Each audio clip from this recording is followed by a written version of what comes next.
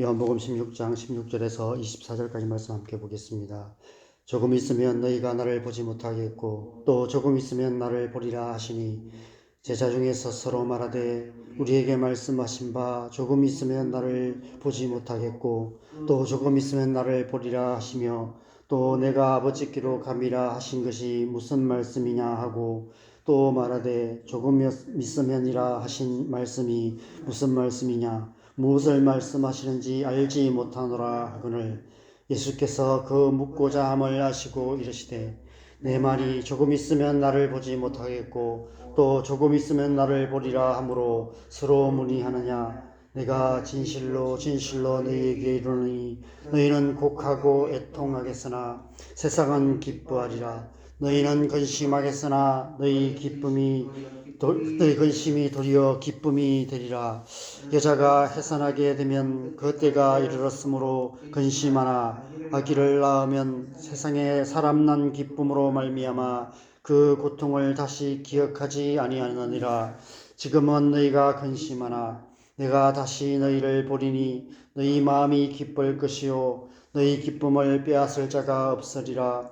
그날에는 너희가 아무것도 내게 묻지 아니하리라. 내가 진실로 진실로 너희에게 이르노니 너희가 무엇이든지 아버지께 구하는 것을 내 이름으로 주시리라. 지금까지는 너희가 내 이름으로 아무것도 구하지 아니하였으나 구하라 그리하면 받으리니 너희 기쁨이 충만하리라. 아멘. 오늘 본문에서 예수님께서 갑자기 충만한 기쁨에 대해서 말씀하십니다. 이제 곧 로마 군사들에게 잡혀가셔서 십자가의 고난을 당하셔야 합니다. 결코 기뻐할 수 없는 상황에서 충만한 기쁨에 대해서 말씀하고 계시는 것입니다. 20절에서 24절까지 5절에 기쁨과 관계된 단어가 6번이나 기록되어 있습니다. 이 말씀을 듣고 있는 제자들 또한 결코 기뻐할 수 있는 상태가 아니었습니다. 이제 곧 예수님께서 자신들을 떠나신다는 사실 때문에 다들 패닉에 빠져 있었습니다. 그런 제자들을 안심시키시기 위해 여러 가지 말씀을 하셨지만 다 이해할 수 없는 말씀뿐이었습니다. 내가 가는 것이 너희에게 유익하다. 내가 가서 또 다른 보혜사를 너희에게 보내주겠다. 조금 있으면 너희가 나를 보지 못하겠고 또 조금 있으면 나를 보리라. 지금 우리는 이 말씀이 어떤 의미인지 잘 알지만 당시 제자들로서는 죽었다 깨어나도 이해하기 힘든 말씀이었습니다.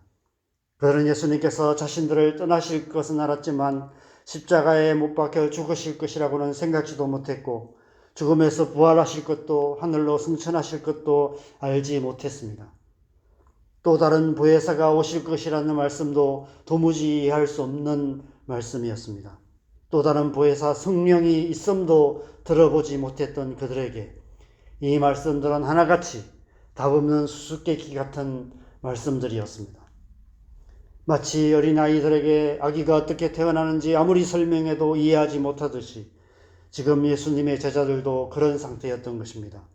오순절 성령께서 강림하신 후에야 비로소 제자들은 이 말씀들의 의미를 깨닫게 되었던 것입니다. 그런 제자들의 눈에 오늘 예수님의 모습은 더더욱 이해할 수 없는 모습이었습니다. 기쁨에 대해서 말씀하시는 예수님의 모습을 한번 상상해 보시기 바랍니다. 예수님께서 지금 어떤 표정과 어떤 말투와 어떤 몸짓으로 이 말씀을 하시고 계실까요? 그냥 무덤덤하게 무표정하게 책을 읽듯이 말씀하시지는 않으셨을 것입니다. 설교하듯이 말씀하시지는 않으셨을 것입니다. 기쁨에 대해서 말씀하시며 아무런 감흥 없이 무미건조하게 말씀하지 않으셨을 것입니다. 그 어느 때보다도 큰 기쁨에 차서 흥분된 모습으로 이 말씀을 하셨을 것입니다.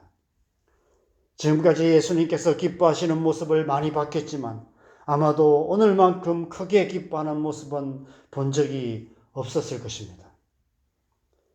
사도 바울이 로마 감옥에 갇혀서 순교의 날을 기다리면서 빌립보 성도들에게 보낸 편지가 있습니다. 우리가 기쁨 행전이라고 부르는 빌립보서입니다. 당연히 기쁨과 관계된 단어가 가장 많이 기록된 말씀이 빌립보서입니다. 이제 곧 순교의 제물이 될 사도 바울이 빌립보서를 통해서 기쁨으로 충만한 모습으로 고난받고 있는 성도들을 향해, 그리고 우리 모든 그리스도인들을 향해 기뻐하라라고 명하고 있는 것입니다. 오늘 예수님께서도 그렇게 기뻐하고 계십니다. 이제 이 마지막 설교를 마치시면 로마 병사들에게 잡혀가셔서 모진 고난을 당하시고 십자가에 못 박혀 죽임을 당하시게 될 것입니다.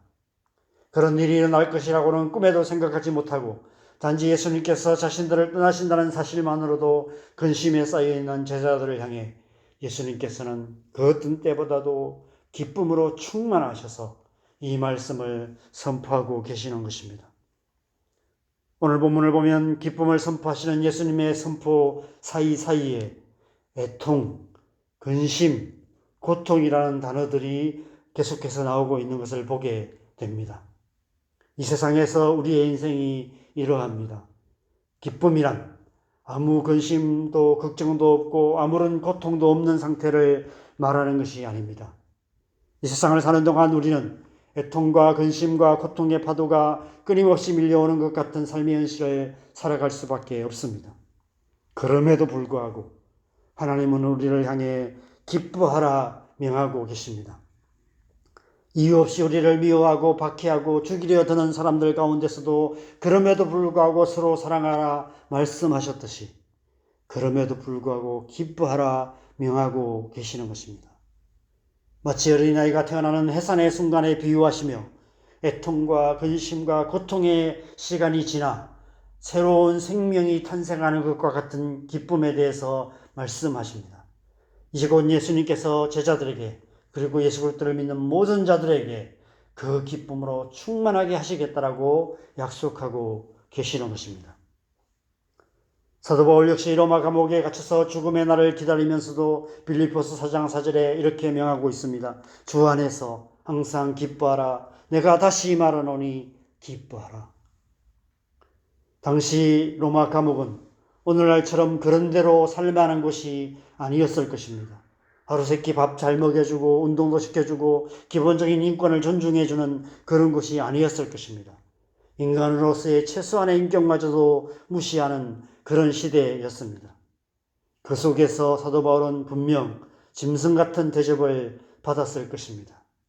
그럼에도 불구하고 사도 바울 안에는 기쁨이 충만했고 그 충만한 기쁨으로 지금 극한 고난 가운데 있던 빌립보 성도들에게 그리고 애통과 근심과 고통의 시간을 살아가는 이 세상을 살아가는 우리 모든 그리스도인들에게 그럼에도 불구하고 기뻐하고 또 기뻐하라라고 거듭거듭 명하고 있는 것입니다.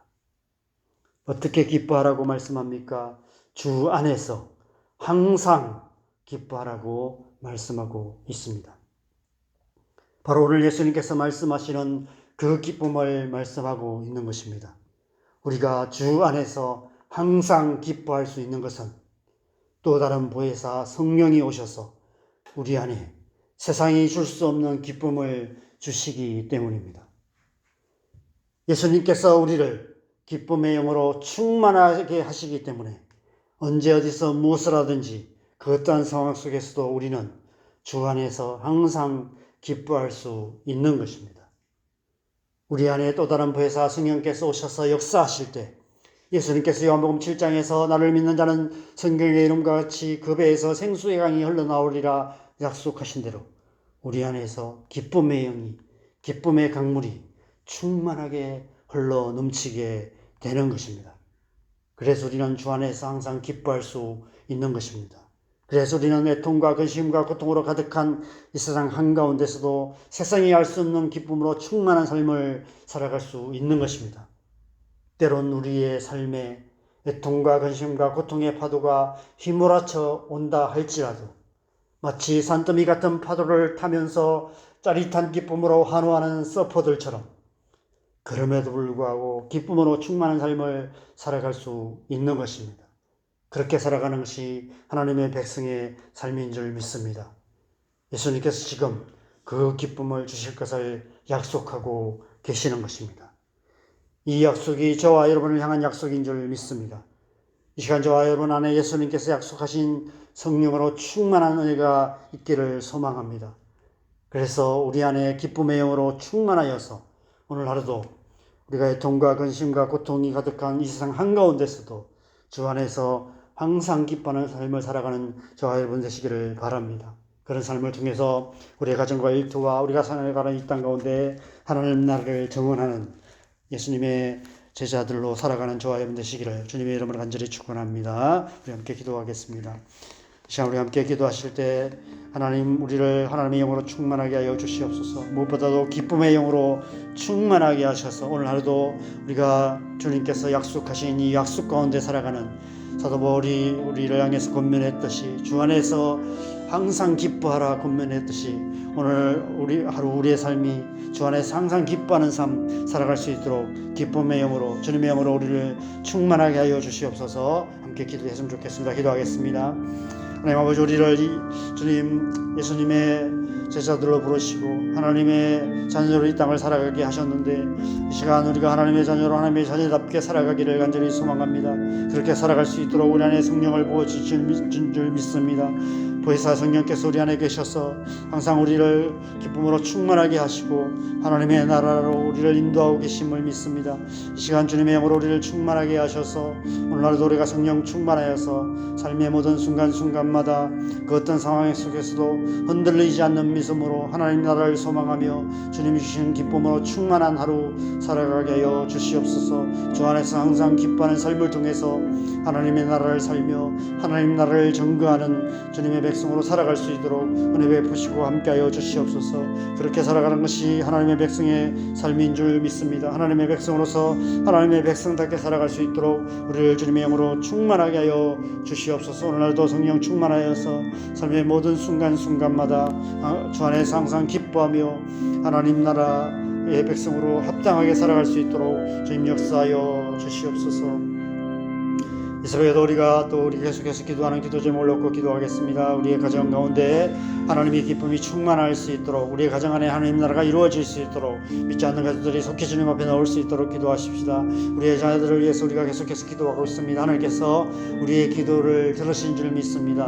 오늘 말씀하신 것처럼 우리가 예수님의 이름으로 기도할 때 하나님께서 우리의 기도를 들으시고 응답하셔서 우리에게 기쁨으로 충만하게 하시겠다고 약속하고 계십니다. 그 약속이 우리의 자녀들을 통해서 이루어질 줄 믿습니다.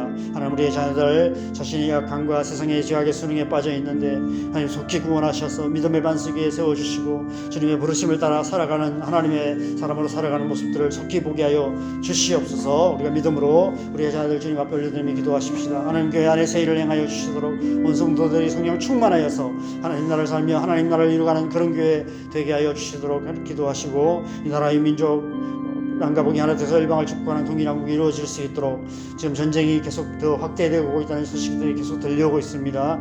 하나님께서 이 일을 통해서 온 땅과 일방을 구원하시는 하나님 나라의 역사를 이루어가고 계신 줄 믿습니다. 속히 그 하나님의 뜻이 이루어지고 속히 전쟁이 끝나고 하나님의 평화가 이루어질 수 있도록 온 땅과 일방에 선교하시는 수많은 선교사님들을 위해서도 기도하시고 자유롭게 기도하시다가 들어가시면 되겠습니다. 기도하겠습니다. 하나님 아버지 아침에 우리가 다시 한번 주님 우리의 가정을 위해서 기도합니다. 우리의 가정 가운데 하나님 나라가 이루어지기를 간절히 소망합니다.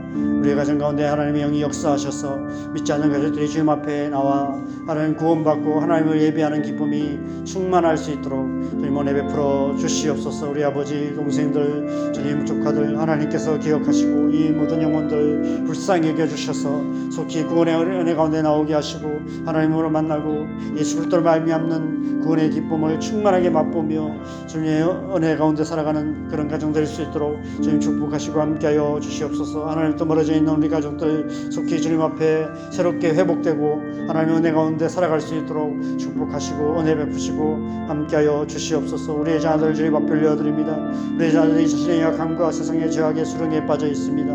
하나님의 강한 손이 하나님의 은혜의 손이 하나님의 긍휼의 손이 그들의 삶 속에 역사하셔서 그들을 건져주시고 믿음의 반석에 굳건하게 세워주시고 주님의 부르심을 따라서 하나님의 나라와 일을 구하며 이 시대의 하나님의 백성으로서 하나님의 백성답게 살아가는 모습들을 속히 볼 수 있도록 하나님 역사하여 주시옵소서. 우리의 작은 교회에 속해 있는 우리 청년들 가운데 그런 연약한 가운데 있는 청년들이 많이 있습니다. 하나님 은혜를 부어 주시옵소서.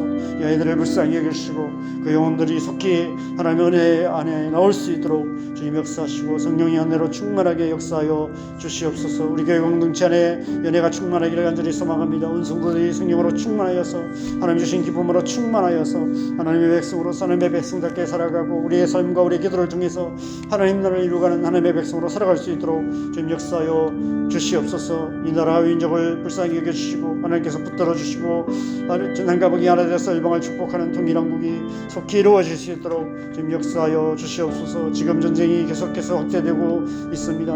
전쟁으로 가득한 열방 가운데 하나님의 은혜를 부어주시고 하나님의 강한 손이 주님 역사하셔서 속히 그 전쟁이 끝나게 하시고 하나님의 평화가 이루어질 수 있도록 역사하여 주시옵소서.